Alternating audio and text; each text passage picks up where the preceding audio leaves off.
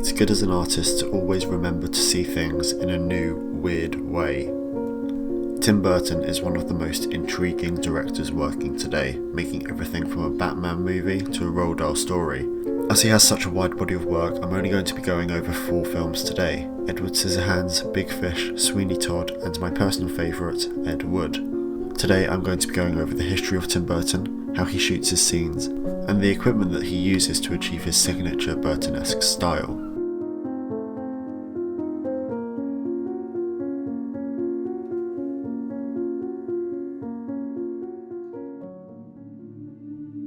Tim Burton has been interested in the creative field his whole life, from making stop-motion films in his garden to illustrating a children's book, being inspired by both Dr. Seuss and Roald Dahl.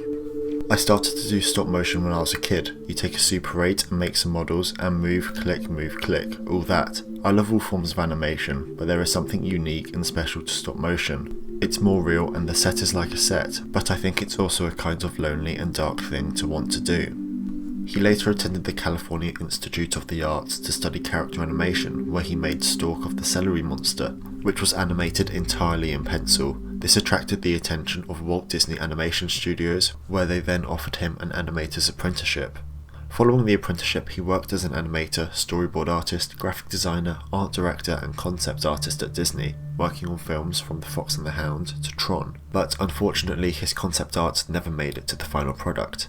In 1982, he made his first short film, Vincent, about a young boy who dreams that his hero is Vincent Price, who was also Tim Burton's childhood idol. Price also provided the narration for the project. He went on to make several more short films before his feature directorial debut, Pee-wee's Big Adventure, in 1985, which was a box office success, allowing him to make Beetlejuice a few years later, and subsequently, Batman. In 1990, Burton made Edward Scissorhands, which is considered by some to be one of his best films, as well as being the first film with one of his now longtime collaborators, Johnny Depp. Burton has said that this is his most personal and meaningful film, as it is a representation of him not being able to communicate with others effectively as a teenager.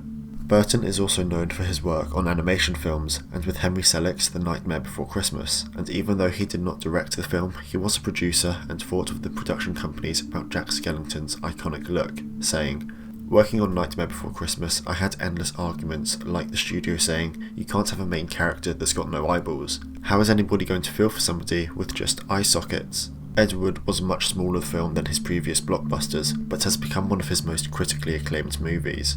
It was made under Disney, but released under their company Touchstone Pictures. Big Fish was Burton's second film of the 2000s, with his first being a Planet of the Apes remake. It was nominated for an Academy Award and countless BAFTAs and Golden Globes. Sweeney Todd was a musical that struck Burton as a student, and since the 1980s had been interested in another film version of the play. In preparation for the film, Johnny Depp took singing lessons, which producer Richard D. Zanuck acknowledged was a gamble. "I have a problem when people say something's real or not real, or normal or abnormal. The meaning of those words for me is very personal and subjective. I've always been confused and never had a clear-cut understanding of the meaning of those kinds of words."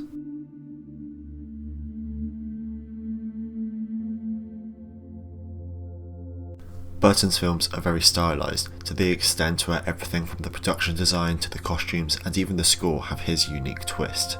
And this is all from years of curating his specific approach to these aspects of his filmmaking.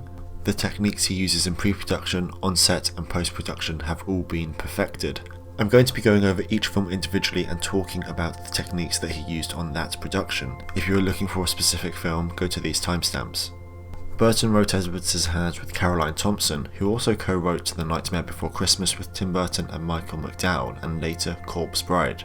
As Batman was so successful, Burton was able to do anything he wanted, and passed on Batman Returns and Beetlejuice Goes Hawaiian, which never made it to production, to make this film. Stefan Zapsky's cinematography on Edward Scissorhands is an exemplary example of Burton's style developing from early on in his career, using extremely dark shadows with a black and grey palette when they are in the mansion on the hill, but then using pastel colours paired with a much brighter and warmer look when in the suburbs. Of course, this is not all down to the cinematography, but Bo Welch's incredible production design as well. One technique that you will notice throughout the film is the impressive use of point of view. For example, when Edward is struggling to eat dinner, they show the audience how hard it is for him to do simple, everyday tasks that we take for granted. They also use the reverse of this periodically throughout the film, where the audience is whatever Edward is cutting, showing the vulnerability of the recipient. Tim Burton did not write Big Fish. Instead, John August wrote the screenplay, who later wrote Charlie and the Chocolate Factory and Frankenweenie, co-writing Corpse Bride, and the mind behind the story of Dark Shadows. Much like Edward Scissorhands, the theme of this film is very personal to Burton. The reconciliation between a dying father and his son has significance as his father died in 2000. Philippe Rousselot's cinematography is quintessential to the story, as unlike Burton's other films, he creates a much lighter gothic aesthetic. His use of framing is extravagant. We come across many different characters in the film with varying heights, and we spend a good amount of time from their point of view, whether it's looking down on people as Carl or looking up as Amos. His use of colour in this film is not to say that he dismissed his iconic gothic aesthetic. Whilst we have scenes set in colourful towns with bright backdrops, he contrasts this with the scenes set in the forests and in hospitals, where characters are in a much more gloomy setting with cooler lighting. The look for this film is more known as the Southern Gothic aesthetic, which is a subgenre of Gothic fiction that takes place in the American South. Back to Burton's iconic Gothic look, we have Sweeney Todd, the demon barber of Fleet Street. After watching Stephen Sondheim's 1979 stage musical, Burton was blown away and went 3 nights in a row. After his directing career took off in the late 1980s, he went to Sondheim wanting to make a cinematic adaptation, but nothing came of it until the mid-2000s. This was also Dariusz Wolski's first collaboration with Tim Burton, later working with him on Alice in Wonderland. The film is desaturated to the extent that the fake blood that they used was in fact orange on set, so that it would render correctly on the film stock. The production designer made the sets darker and more sinister, even though originally Burton had planned to shoot in front of a green screen but ultimately decided to have physical sets as to get the characters more into the frame of mind. Johnny Depp had created his own image of Todd, using heavy purple and brown makeup around the eyes to suggest that he never slept. Wolski used a low-key lighting technique, creating more shadows and ultimately a moodier film. It also allows the director and cinematographer to draw attention to whatever they want to in the scene. There is, however, one standout scene in the film that is full of colour, and it's that where Todd and Lovett go to the beach. The sky is strikingly blue, and even though the colour blue stands out in the rest of the film, it's even more vibrant here. The costumes are also more vivid here than anywhere else, and overall just creates a different tone to the rest of the movie. Burton is no stranger to black and white, and when it comes to a film like Edward, it's almost necessary if you want to engross the audience. In fact, it was so important to him that when Tim Burton decided he wanted to shoot the film in black and white, as it was right for the material and the movie, the studio head Mark Canton would not agree unless Columbia was given a first look deal. The film was later put into a turnaround, and ultimately Walt Disney Studios took on the production, and Burton even refused a salary. Even through a black and white lens, you can still see Burton's iconic use of framing and lighting. In a lot of scenes, they use a low-key lighting technique in order to guide the eye of the viewer and keep it where they want it to be. There are also a lot of unique uses of framing throughout, from the Dutch angles to the centre framing. The use of shadows is also noteworthy, as they are quite reminiscent of film noir cinematography in the fact that they are harsh. In an interview about why Burton chose to shoot in black and white, he said, "When we began doing the makeup tests with Martin Landau, me and makeup artist Rick Baker asked ourselves, what was the colour of Bela Lugosi's eyes? I never saw him, and no one's ever seen colour images of Lugosi.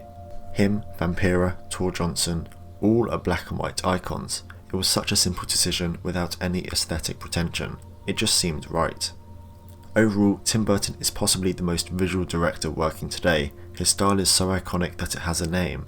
His Burton-esque look will always be tied to his films, and whether he does a studio blockbuster or a personal project, it will always be there. What happened? How dare that asshole bring up Karloff? You think it takes talent to play Frankenstein? It's all makeup and grunting. Grrr.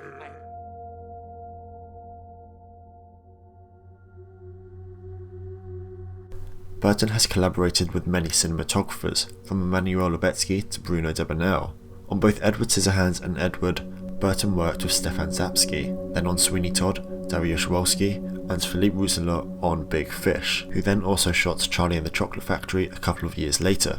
On both Edward Scissorhands and Big Fish, I could not find what cameras, lenses or film stocks that they used, apart from the fact that they were using Panavision equipment.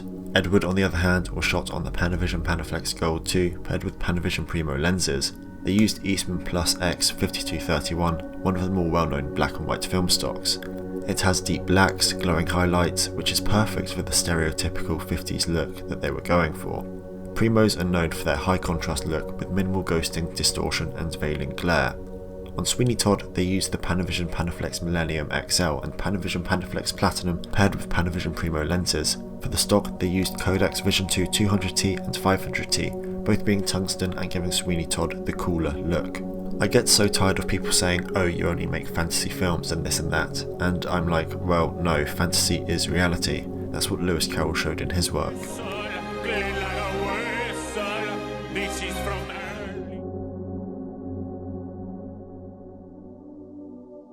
Overall, Tim Burton is best known for his iconic gothic aesthetic in his films, but he doesn't always stick to that and will alter the look for whatever is best for the film. I hope you enjoyed this video on how Tim Burton shoots a scene. If you have a recommendation for a director that you'd like to see me do a video on, or if you'd like me to do a breakdown on the rest of his filmography, leave a comment down below.